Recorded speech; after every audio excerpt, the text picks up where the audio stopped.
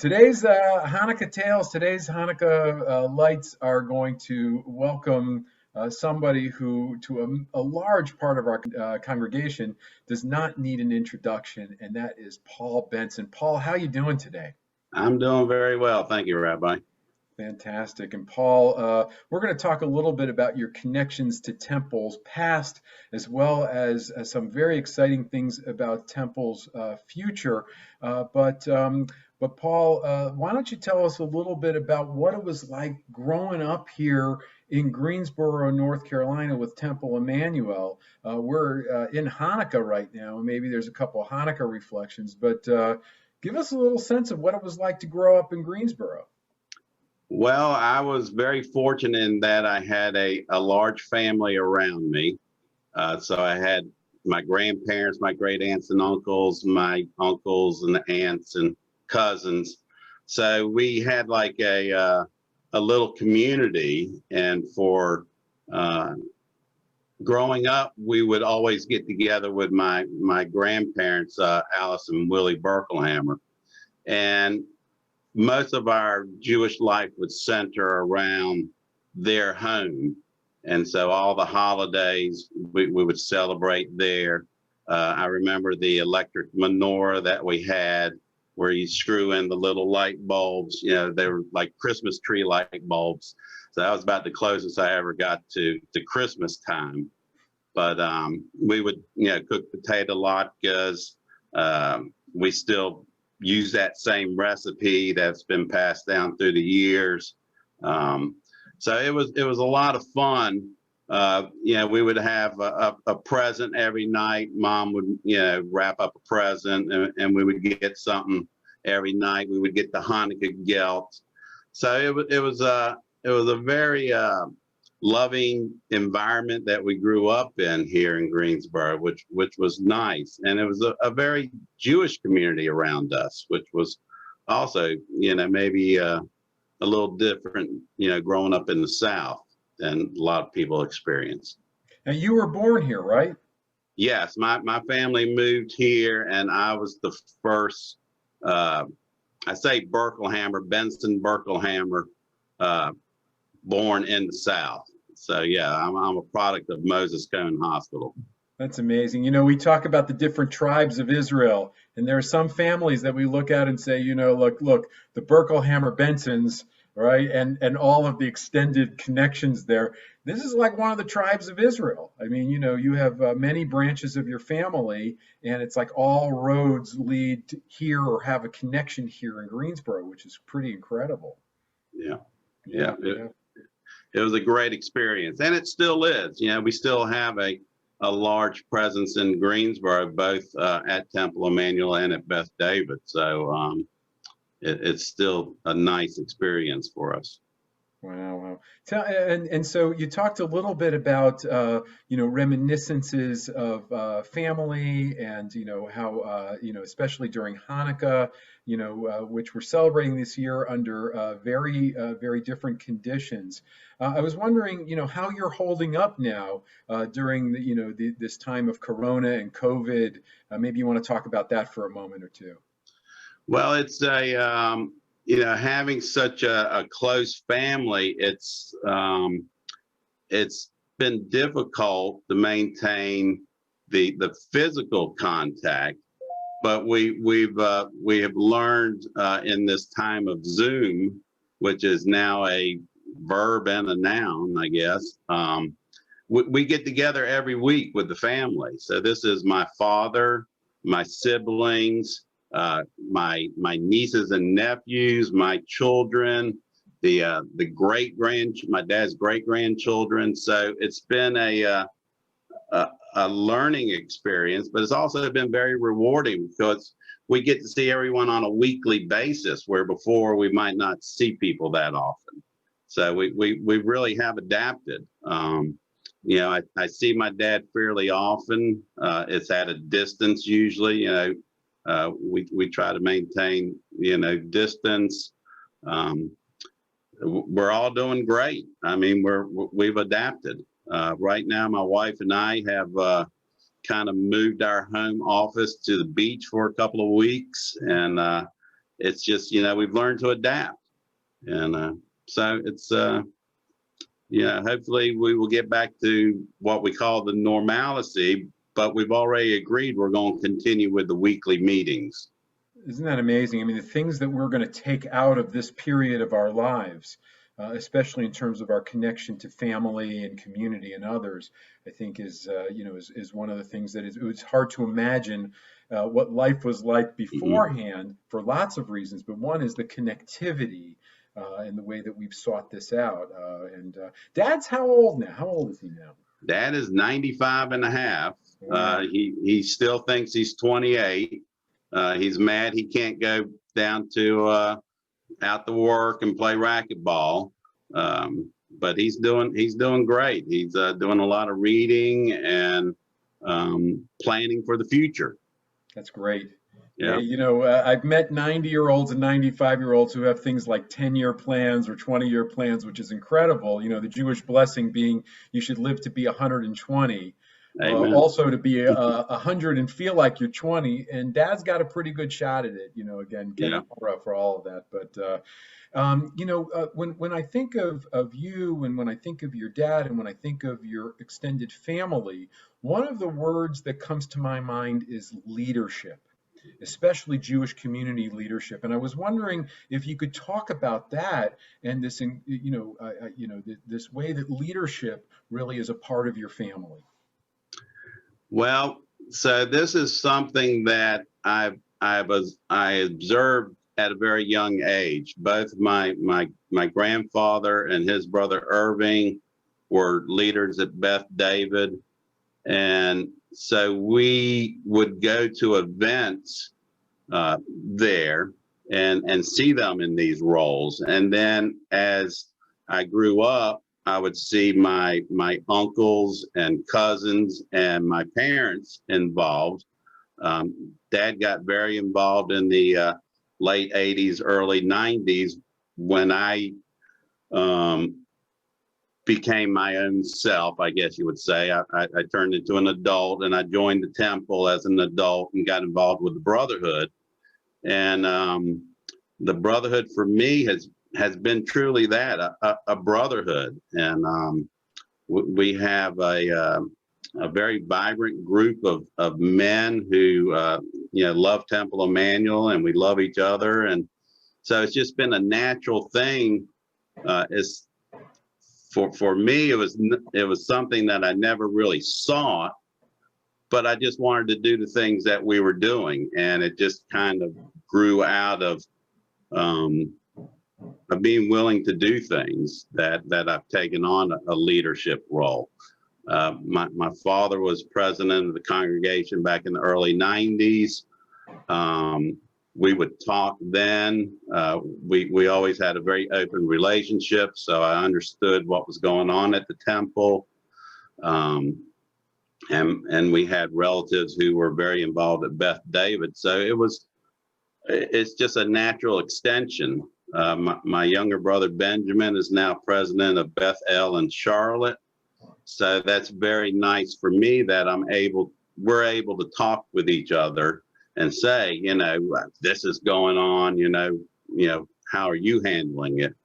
So it's it's all a labor of love. I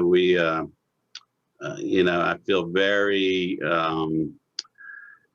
I gotta be careful. I don't want this to come across wrong, but I feel very possessive of Temple Emanuel. It's my synagogue. It's my home.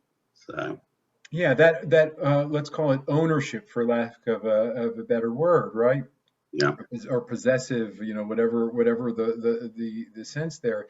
It's like, look, not only do I belong, but also I have responsibility. Part of the way that you're expressing that responsibility. I know you've been one of the leaders of the cemetery committee also. And then you're also in line to you'll be the next president of Temple Emanuel, our board of trustees. Talk just a moment of the work that you've done with Temple Cemetery over the course of now many years. Well, the cemetery was again a part of Temple Emanuel that I knew very well because of my mother and my aunt having served on that committee. And again, as I've grown up and we've lost members of our family that are buried at the Hebrew cemetery, it just became something that I deeply cared about. So when the opportunity arose to join the committee, I basically jumped at that opportunity, and it's been a very rewarding experience for me. It's more work than I thought it would be. We have some incredible members of the committee who people just don't understand the amount of work that goes in to have that sacred place for everybody. But it's something that once I am done with the overall leadership of the temple, I will remain very active on that committee. I feel very deeply for that group. Yeah, in Jewish leadership, we often talk about sacred partnership, right? The type of work that we're doing. And I feel it, for example, there's a sacred partnership between those of us who are clergy, rabbis, right? And the volunteer leadership, right? The board of trustees at Temple Emanuel. I wonder if you would talk about that notion of sacred partnership just for a moment. Well, again, having been a member for so many years and having known so many of our beloved rabbis, to me, I always looked up. So if I was to see Rabbi Tass now, he would still be Rabbi Tass. So it's just been for me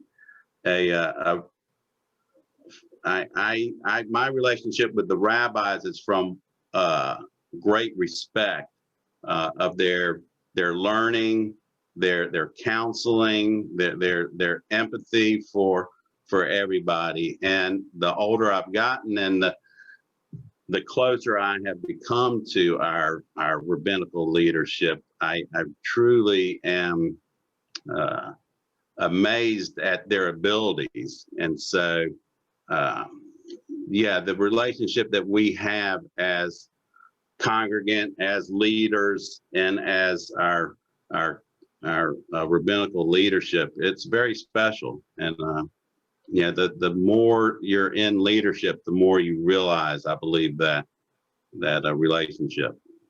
Yeah, I mean, you often tell a story about how we met, at least initially. We're in a search process right now for the next member of Temple's clergy team. But why don't you tell everybody now, about how we at least originally met? And, I find this to be such a fantastic story. So we're talking about 18 years ago. My hair was not quite so distinguished looking, and I was asked to interview a young rabbi. So we were on a phone conversation at the temple, and we were asking this rabbi who is sitting there with me questions about himself, and we were asking him, so how do you rate yourself to do this and that and the other thing? And one of the things I remember is we asked you, how were you with organizational skills? And you said, oh, I would give myself like a C+. And I was like, oh, an honest person. So normally people would say, oh, I'm great. But and another thing you said is, when you meet me in person, you will have to not judge me by my hair.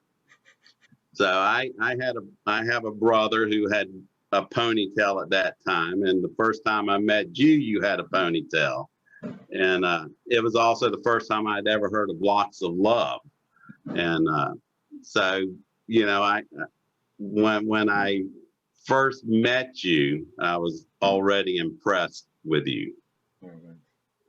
Thanks. And it was a mutual feeling also. My first encounter with Greensboro did not come with those conversations, but dates back to when I was the Hillel rabbi at the University of North Carolina. And I've always had this incredible respect for it, and what an honor it is to serve in this capacity. Let me ask you this about Greensboro. Having grown up here, been born here, I think the only times you went away were for college for any extended.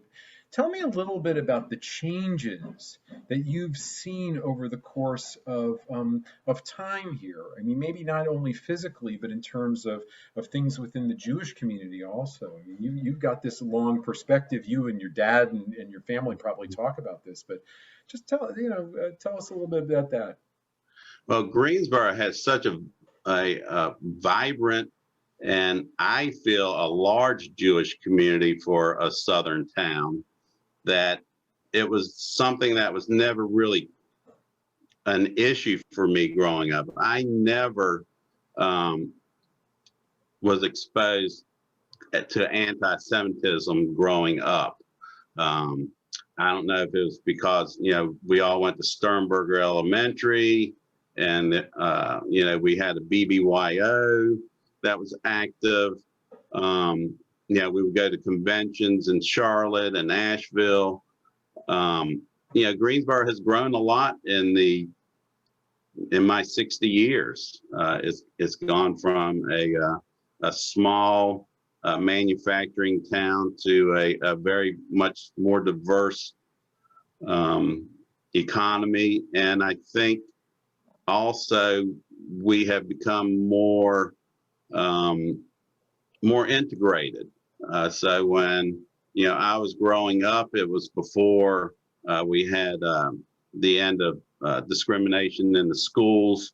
So I grew up during that time when the schools were integrated, and the temple again was there providing leadership for that.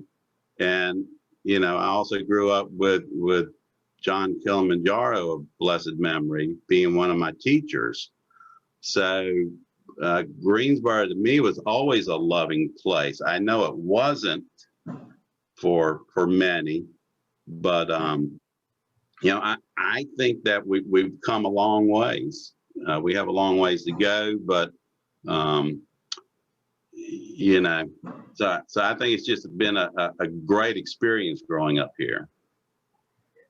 Yeah, listen, and you've also you brought your kids up here also. You and Heather have done that, and yeah. So we were very fortunate. We both had family here, so we chose to stay here. The kids were educated. They both went to the American Hebrew Academy. It was a great experience. Our oldest son is still dating a young lady that he met there, and he was very active in AEPI at NC State. Our youngest son is actually here at the beach with us. He just flew in last night from Colorado. The COVID was so bad there, we wanted him to be with us. So we're looking forward to spending some time. We have not seen him since June, which, is for a parent, a lifetime, So it was, Greensboro is home. I can't imagine being anyplace else other than Greensboro and Temple Emanuel. wow. Well, listen, Paul, I am very grateful for your time. I know that we all are. You are, a member of this incredible family, this family that has been so important to leadership. You're a son of Greensboro and a son of Jewish Greensboro, and we are really so blessed and really looking forward to your leadership as we head into the coming years. I think your term as president begins this, what is it, a year and a half from now? So. Yeah. That's very, very excited and following in this long line and continue to do it. So thank you again for spending time with us today. And thank you to everybody for tuning in. We'll see you soon. Thank you. Thank you very much. Happy Hanukkah.